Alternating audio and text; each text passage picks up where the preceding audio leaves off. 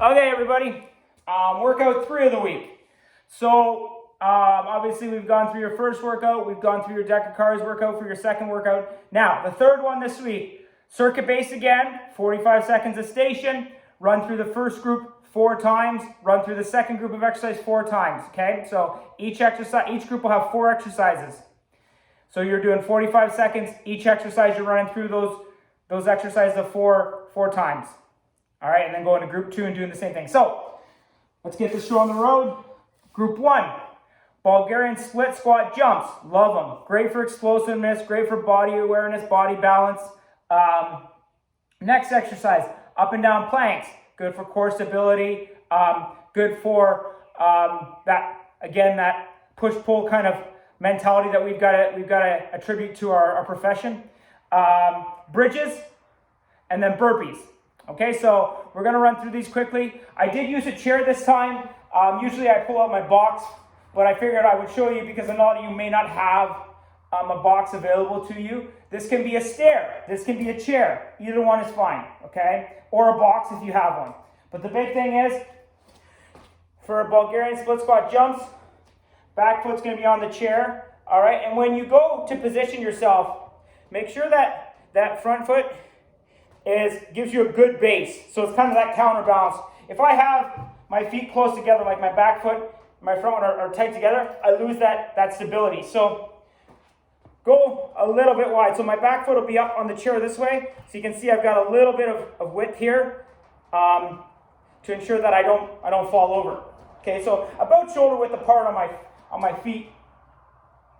So the big thing again, if I go down to my split squat jump and I feel that my pressure's on the front of my foot, it should be mid to heel, so I've got to step out farther.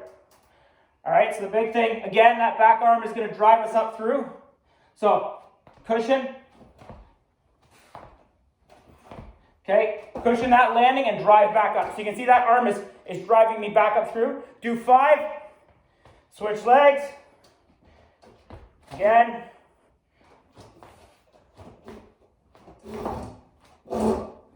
Okay, so do 5 and then switch back. All right, so the big thing is using that arm to drive you through. All right, now, if you can't do the jump, that's fine. You're going to do the same movement. You're just not going to leave the ground. Okay, so pressure mid to heel on my front foot. If I'm on my toe, I got to step out farther. All right, so get your balance. You're just going to pretend you're driving through. It's actually a little difficult when you're not wide. There we go. Drive through. All right. Don't know if you can hear my daughter's kids' toy playing the alphabet there for you. A little extra commentary. So then again, you would switch your legs. Same idea. You're going to get mid to heel. Drive like this. You're going to pretend like you're leaving the ground. You're just not actually leaving it. That's that next evolution. So ideal is that jump. If you can't do that jump, there's an alteration that you can do to make it a little bit easier. Up and down plank. Pretty easy one. Get into a plank position. Core tight, shoulder blades back. And you're just going to go up on your hands. Now, whatever hand you go up with the first time, try and go up with the opposite one the second time. So I go up with my right, go up with my left. And if you need to talk yourself through it like that, left, right, it'll remind you when you go back down to actually do it. Okay, so if that's too difficult, get into your plank position on your knees. Okay, toes locked down. Same idea. Okay, just make sure those hips don't dip and our butt isn't way out. Create that straight line. All right, so that is up and down planks. Bridges we've done before. So 2-foot bridges, feet start at 90 degrees, about shoulder width apart. Push from mid to heel on your feet. Drive the hips up through. Butt tight, so your glutes are tight. Core tight. Hold for 5 seconds. Down. Up. 1, 2, 3, 4, 5. Down. Okay, if that's easy, you're going to do one leg. Bring that leg closer to your midline so it gives you that greater stability. Because if I go wide and I try and get up, it's going to throw your hips off. Okay, so one leg straight. Again, core tight. 90 degrees. Drive up. hold, down. Okay, opposite leg, hold, down. The big thing you're looking for here is that the hips don't rotate. Okay, so you want to try and keep those hips straight when you're driving up through, because naturally your hips are going to want to either go down, or people are going to try and counterbalance by bringing those hips over. So try and keep your hips straight when you're driving them up through if you're doing one-legged. All right, so those are the bridges, and then the last one's burpees. Pretty straightforward. Push up, down, push up, back up. Okay? So that's the first group of 4 stations. 4 exercises. So run through those 4 times, then go to group 2. Group 2 is knee to elbow with a kick through, isometric squat hold with a lateral walk, leg raises, and running on the spot for 5 seconds, then down to your chest and back up. So obviously, again, I'm trying to either do exercise that you're going to utilize in your profession or you're going to utilize in your testing. And then some exercise I throw in is just accessory work to strengthen some of those stabilizer muscles. The running on the spot one for 5 seconds and then down to your chest and backed up obviously simulates things you're going to do in your prep testing as well. Okay, so first one, knee to elbow plank with a kick through. So you're in your plank position. You're going to go knee to elbow on the same side. Then you're going to rotate that hip and kick through. You can touch the toe if you want. Okay, so knee to elbow on the same side, rotate.